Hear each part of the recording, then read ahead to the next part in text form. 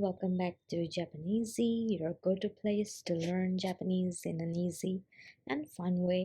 So in this video, we're going to be looking at counters in Japanese. So Japanese counters are words that will give us information about the frequency, quantity, or units of measurements like time, weight, speed, etc.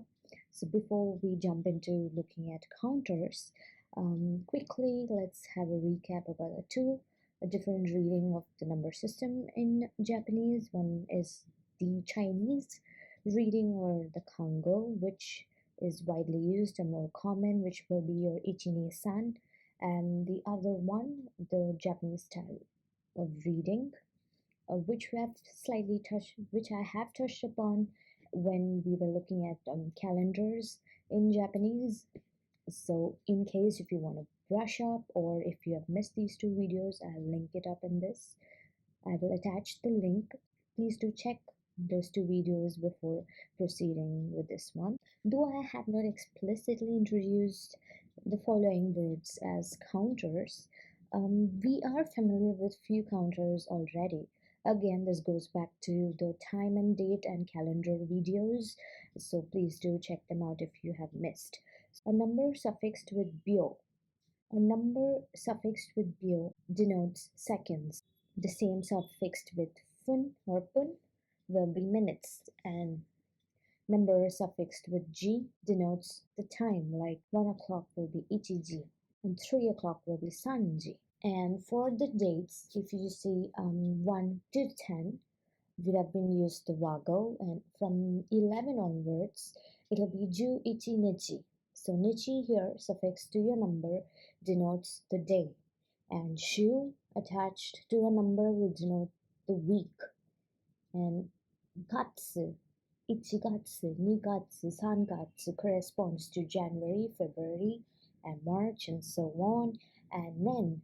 So 2022 nen will be 2022, the year 2022. So all this we have covered before. If in case you have some doubts or need more clarity on this, please do check out those two videos. Like I said, the how to tell time in Japanese and calendars in Japanese. But the quick note here is all these denotes, yes, date and day and time, etc. But if you want to denote duration, for example, Sangatsu is March. But if you want to say in 3 months' time, then you will be using this. San kagetsu. So it's like your small tsu, you pronounce it as ikkagetsu, ni kagetsu, san kagetsu. So in 3 months' time.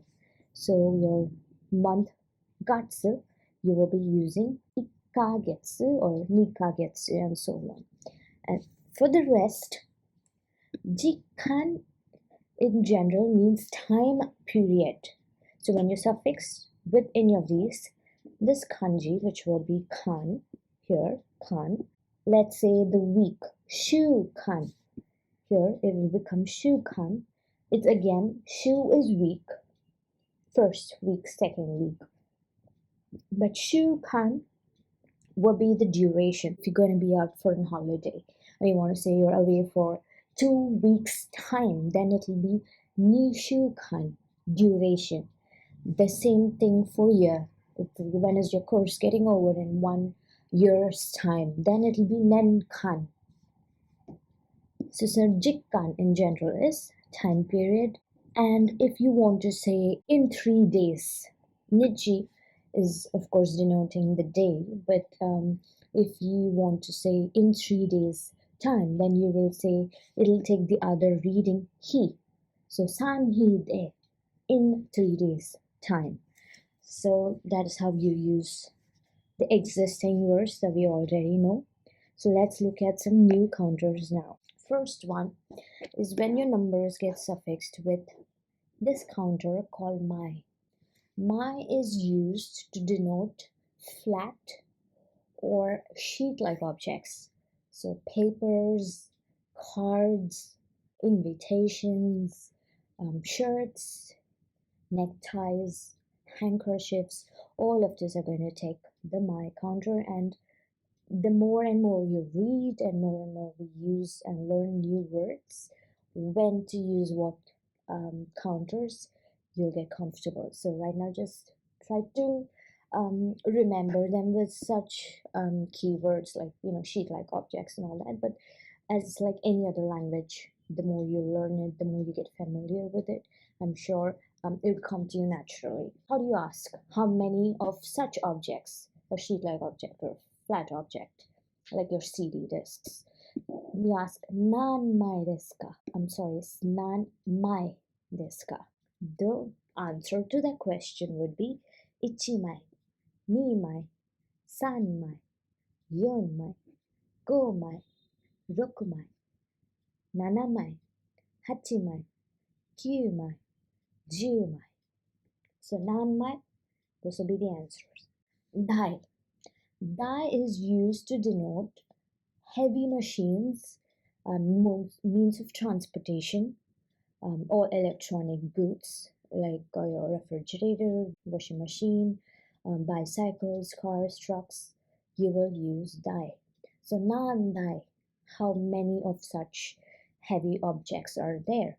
Nan dai arimasu ka? If is the question, your answer would be, if it is 1, 1 dai, 2 dai, 3 dai, 4 dai, 5 dai, 6 dai, 7 dai, 8 dai, 9 dai, 10 dai, nan dai. Next one is sai. Sai is for age. So nan sai desu ka is to ask how old are you? And if you want to make it more polite, you will ask o ikutsu desu ka? O ikutsu desu ka? Ikutsu, again, we are familiar with this word. I've done a separate video on all question words in Japanese. You can check that out if you have missed. So ikutsu means how many in general. So o ikutsu desu ka is a way of asking, politer way of asking how old are you, or nansai desu ka if you want to keep it more casual. 1 歳, 2 歳, 3 歳, 4 歳, 5 歳, 6 歳, 7 歳, 8歳, 9歳, 10歳, 何歳ですか? Kai. There are 2 kais here, and of course, right now you can figure that out from the context. But how do you tell them apart is through the kanji. But for this level, all of that would not be required for a beginner's level. So first kai denotes the level of whichever floor you're talking about in a building. And the second one is a number of times something occurs, frequency. So both are nankai. So if the question is nankai desu ka, it depends on what the context is there. They're asking for how many number of times something is occurring or which floor to go. So 1回, 2回, 3回, 4回, 5回, 6回, 7回, 8回, 9回, 10回. And the next counter is hon. Hon is used for cylindrical or tube-like objects. Pens, pencils, umbrellas, bottles, all of that will be suffixed with hon. So nanbon desu ka? Nanbon desu ka?